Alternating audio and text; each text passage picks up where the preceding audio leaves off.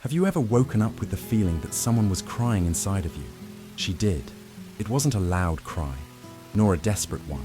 It was a muffled lament that came every night. She would dream, and in the dream, there was always that sound, soft but present, a sob coming from somewhere she couldn't reach. Her name was Helena, 34 years old, a successful corporate lawyer, neat apartment, stable career, seemingly healthy relationships. By external standards, Helena had achieved everything a woman her age was supposed to achieve, but something was wrong. Something she couldn't name, but felt as a constant weight on her chest. For a long time, she ignored it. She'd wake up, fluff her pillow, make coffee, answer messages. She was a functional adult. She had a schedule, commitments, self-control. But inside, a part of her was still sobbing. The dreams had started about a year ago, right after a major promotion at work. Helena had fought for years for that position, sacrificing weekends, relationships, leisure time. When she finally became a junior partner, she expected to feel fulfilled, complete. Instead, she felt empty. And that was when the dreams began. At first, she tried to ignore them. They're just dreams, she told herself. Work stress. She tried relaxation techniques, changed her diet, cut down on caffeine. Nothing worked. The crying persisted, night after night, like a lament from some deep place in her psyche. Helena grew up in a family where crying was seen as weakness. Her mother, Maria, was a strong woman who had practically raised 3 children on her own after her husband died in a car accident when Helena was only 8. Maria worked 2 jobs, as a nurse during the day and as a cleaner at night, to support the family. "We don't have time to cry," Maria would say whenever one of the kids got hurt or felt sad. "Crying solves nothing, working does." Helena learned that lesson early on. She learned to swallow her tears, to turn sadness into determination, to use pain as fuel to achieve more, to be better, to prove her worth. At school, Helena was the kid who never cried. When classmates hurt her with cruel remarks about her worn clothes or her tattered shoes, she lifted her chin and kept going. If she got a low grade on a test, she didn't cry. She studied harder. If she felt lonely at recess, she never showed it. She read a book or did homework. Teachers constantly praised Helena. "What a mature girl," they'd say. Such responsibility for her age. Helena took pride in those compliments, but she didn't realize the price she was paying. With every swallowed tear, every suppressed emotion, a part of her was fragmenting and sent to some dark, forgotten corner of her mind.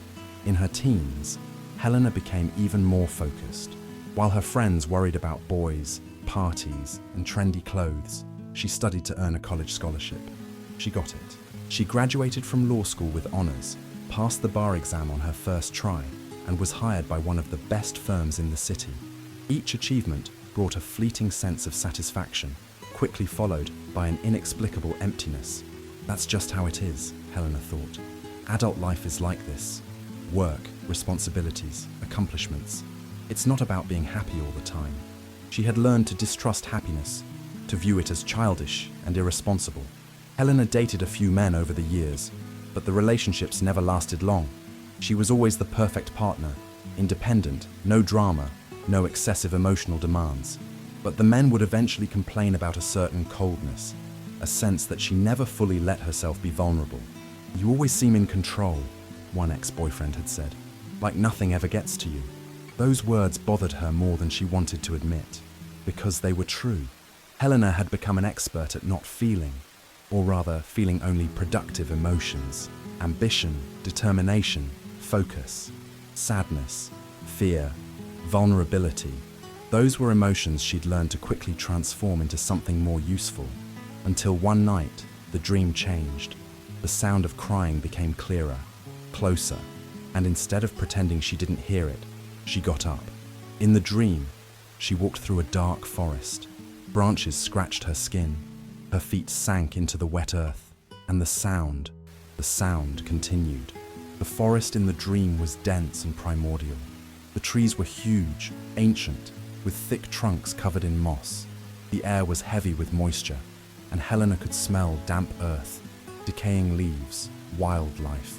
There was something both terrifying and familiar about that place, like a territory she knew but had forgotten. Her feet were bare, and the feeling of cold, wet dirt between her toes was strangely comforting. She wore a simple white nightshirt that trailed along the forest floor, getting smeared with mud and leaves, but she didn't mind. For the first time in a long while, she didn't care about appearances. The crying grew more audible with each step. It wasn't just sadness, it was also fear, loneliness, a desperate need for comfort. Helena felt her heart race, but not with anxiety.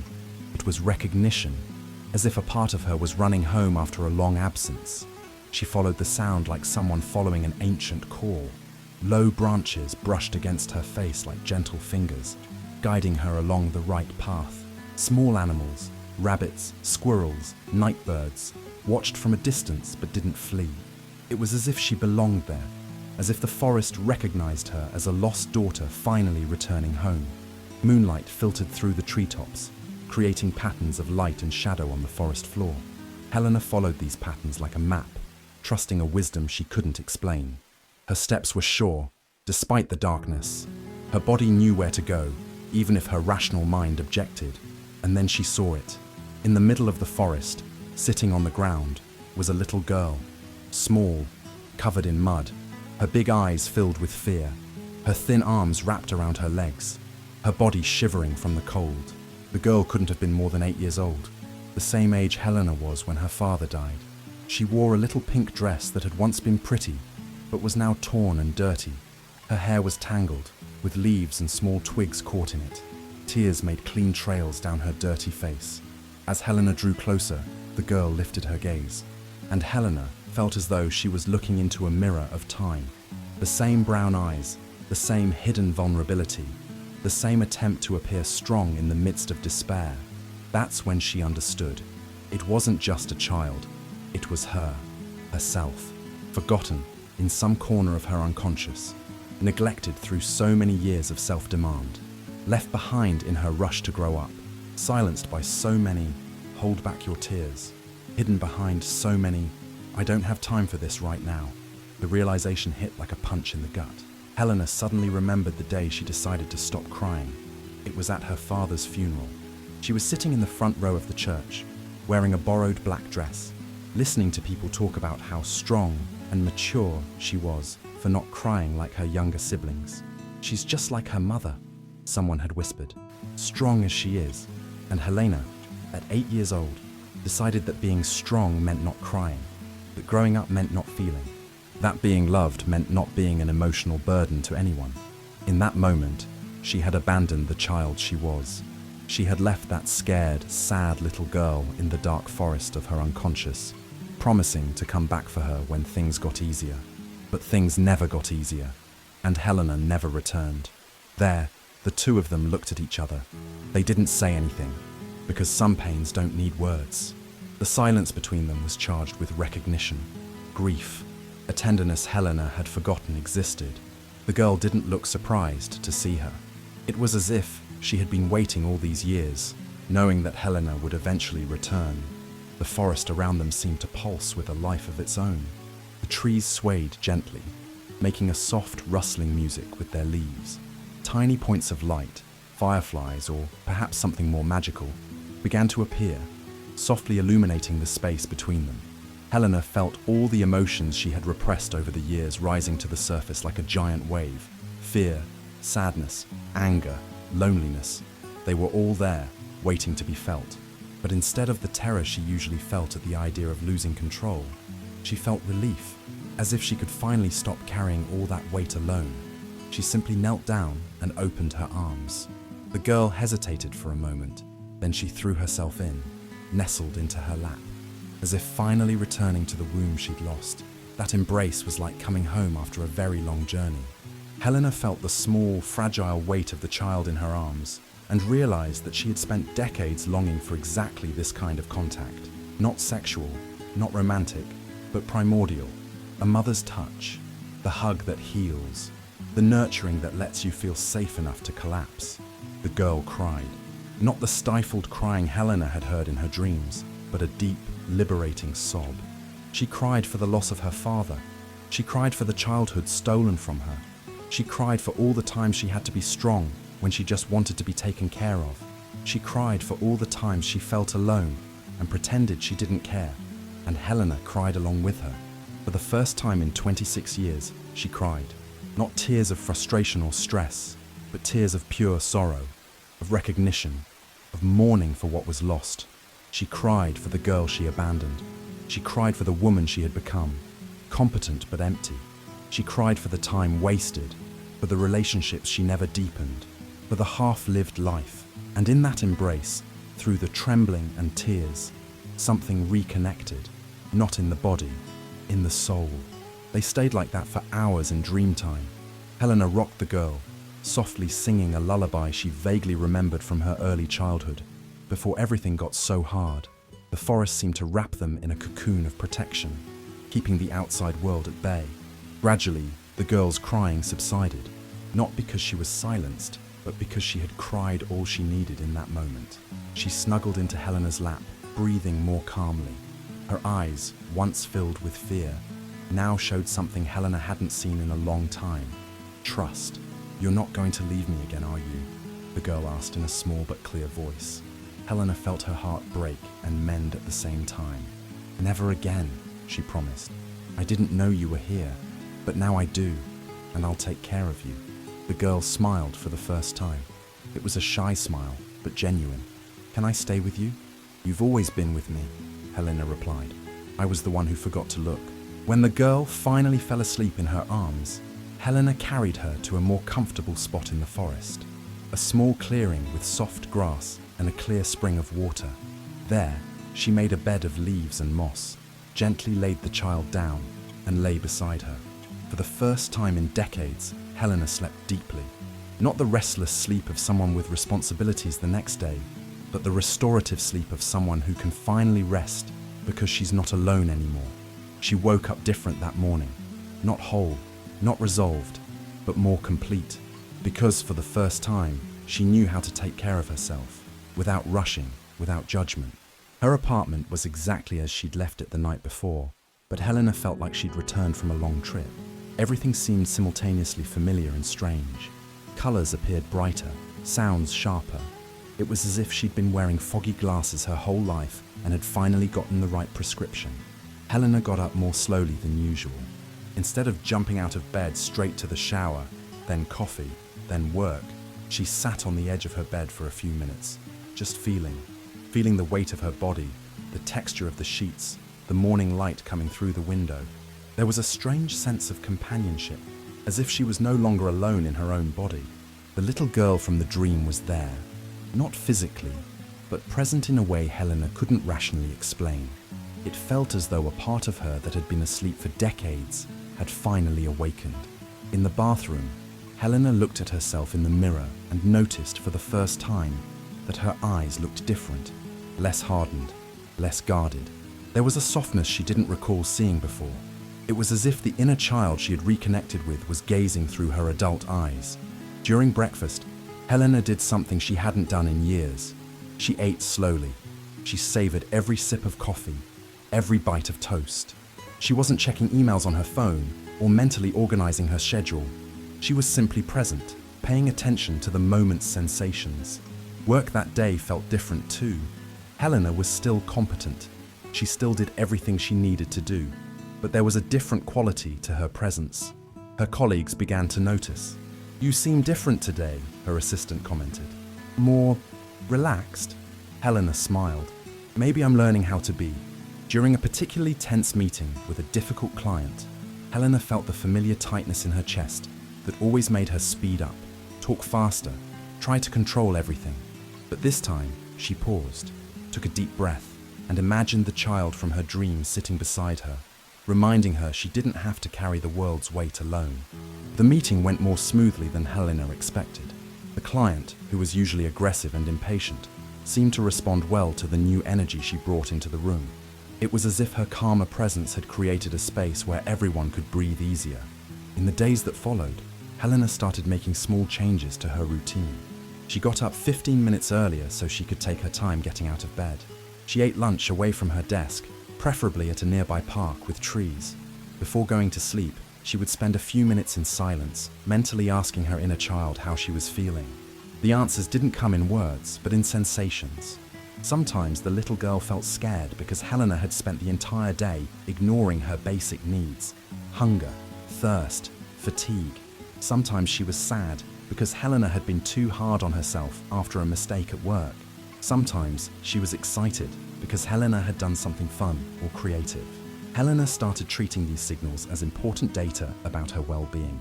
If her inner child was hungry, she ate something. If she was tired, she rested. If she was sad, she let the sadness be, without trying to fix it right away. It wasn't a linear or easy process. Some days, Helena slid back into old patterns, ignoring her emotional needs, suppressing feelings, operating on autopilot. But now she noticed when that happened. And instead of criticizing herself for failing, she just refocused and paid attention again. A significant shift occurred in her relationships with others. Helena had always struggled to connect deeply with people, keeping a certain emotional distance, even with close friends. But now, with her inner child reintegrated, she felt more able to be genuinely vulnerable. During a dinner with her best friend Christina, Helena allowed herself to speak openly about her emotional struggles. Not in the clinical, detached way she used to, but with true honesty. She talked about the loneliness she'd always felt, the fear of not being enough, the constant pressure to be strong. Christina was surprised. "Helena, I never imagined you felt these things. You always seemed so invincible." "That was the point," Helena admitted. "But trying to be invincible all the time is exhausting, and it doesn't let anyone truly know me." This conversation opened up a new dimension in their friendship. Christina began to open up more too, and Helena discovered that her friend had spent years feeling like she had to live up to Helena's perfection. One person's vulnerability had created space for the other's vulnerability too. At work, Helena began setting healthier boundaries, not because she'd become lazy or less committed, but because she was learning to distinguish between genuine responsibility and the compulsion to control everything. She stopped checking emails after 9 p.m. She started saying no to projects that would overload her schedule unnecessarily. Some colleagues were initially puzzled by these changes. Helena had always been the one who said yes to any demand, who worked late, who never refused. But she calmly explained that she was learning to work in a more sustainable way, and the results spoke for themselves. Her quality of work didn't drop. If anything, it improved, because she was more present and less burnt out. Helena also began exploring activities she had abandoned in her rush to be a grown-up. She bought paints and started painting on weekends, something she loved as a child, but had deemed unproductive for years. Her paintings weren't masterpieces, but the process of creating something just for pleasure was deeply nourishing. She went back to reading fiction after years of only reading professional development books. She rediscovered the simple pleasure of getting lost in a story, feeling empathy for fictional characters, letting her imagination roam free. One of the most significant changes was in her relationship with so-called negative emotions. Helena had always treated sadness, anger, and fear as problems to be solved quickly. Now, she was learning to see them as valuable information about her internal experience. When she felt sad, instead of trying to fix it immediately with distraction or rationalization, she let herself fully feel the sadness. She discovered that when she didn't resist, the emotions passed through her more quickly and left important insights about what needed attention in her life. Anger, which she had always suppressed because it seemed unprofessional, turned out to be an important clue about her boundaries and values. When she allowed herself to feel angry over being treated unfairly at work, she was able to address the problem more effectively than when she just swallowed her discomfort.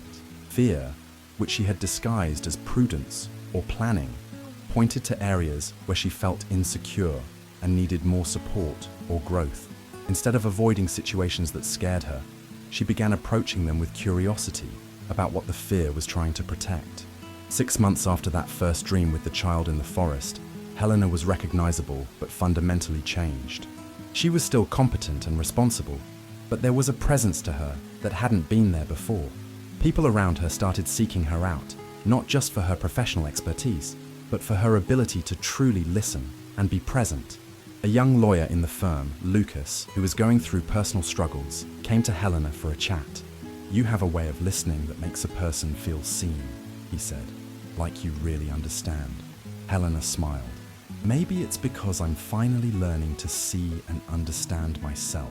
Helena's relationship with her mother also began to shift.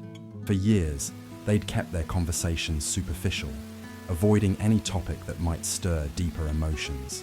But now, with her inner child reintegrated, Helena felt ready to address some old wounds.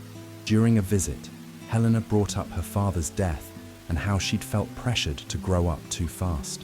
"Mom, I know you did the best you could at the time, but I needed to be able to cry when Dad died. I needed to be a kid a little longer." Hey, Maria got defensive at first, but Helena neither backed down nor attacked. She simply held space for the difficult conversation. Eventually, Maria began to cry. "I was so scared," she admitted. "I didn't know how to take care of all of you by myself. I thought if I let you break down, we'd never recover." It was a painful but healing conversation. Helena was able to express her pain without blaming her mother, and Maria was able to acknowledge the impact of her choices without being consumed by guilt. It didn't solve everything instantly, but it opened a path toward a more honest relationship between them. A year after the initial dream, Helena found herself at a different stage of her journey. She still dreamed of the forest at times, but now those visits were not rescues, they were reunions. She would go to meet the inner child, who was no longer alone and frightened, but playing, exploring, sometimes even teaching Helena about aspects of life she had forgotten. In one recent dream, the little girl showed Helena a part of the forest she'd never seen before, a secret garden filled with wildflowers and a crystal-clear stream where goldfish swam in lazy circles. "I made this," the little girl said proudly. "It's our special place."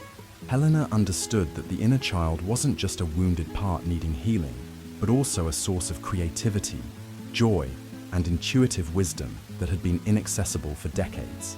Integrating that part of herself wasn't just about resolving trauma, but about reclaiming gifts she had abandoned. In her waking life, Helena began to trust her intuition more. In professional decisions, she didn't rely solely on logic, but also on how each option felt. She found that this integrated approach led to wiser and more sustainable choices. She also started dating again, but with a completely different approach. Instead of trying to be the perfect partner, she showed up as she really was, complete with vulnerabilities, emotional needs, and moments of uncertainty. To her surprise, this attracted more mature, emotionally available men than the superficial relationships she'd had before. On a date with a man named Andre, a literature professor she met in a bookstore, Helena felt comfortable being entirely honest about her journey of self-discovery. "I spent years trying to be perfect," she said. "Now I'm learning to be real." Andre smiled. Real is far more interesting than perfect. Of course, Helena still faced challenges. There were tough days, moments of doubt, situations where her old patterns resurfaced. But now she had an inner ally, the wise child she had rescued from the dark forest of forgetfulness. Whenever she felt lost, she paused and asked herself, "What does the little girl inside me need right now?" Sometimes the answer was rest. Sometimes it was play. Sometimes it was tears. Sometimes it was tenderness. Helena had learned to honor these needs without judgment, treating them as crucial data about her overall well-being. The healing had begun with the embrace she had never given herself, but it spread to every aspect of her life: work, relationships, creativity, spirituality. Helena discovered that when she nurtured her inner child with care and attention, her entire life became more vibrant and authentic. One afternoon, as she was walking in the park near her office during her lunch break, Helena saw a small girl who had fallen off her bike and was crying while her mother tried to comfort her.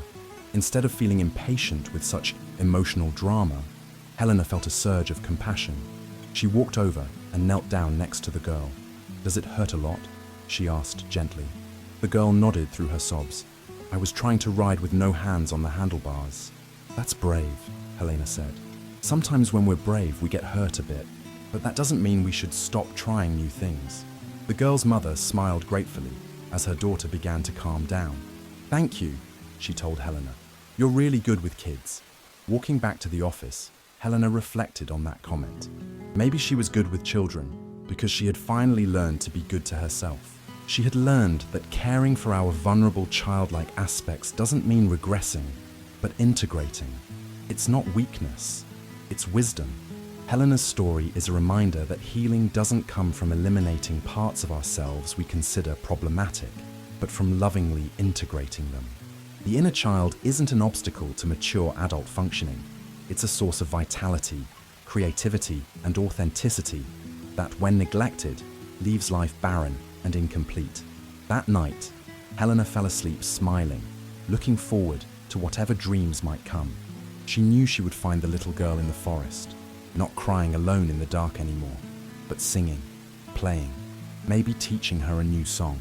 And in the morning, she would wake up a bit more whole, a bit more alive, a bit more herself. If this story resonated with something inside you, maybe it's time to ask, which child within you is waiting to be found?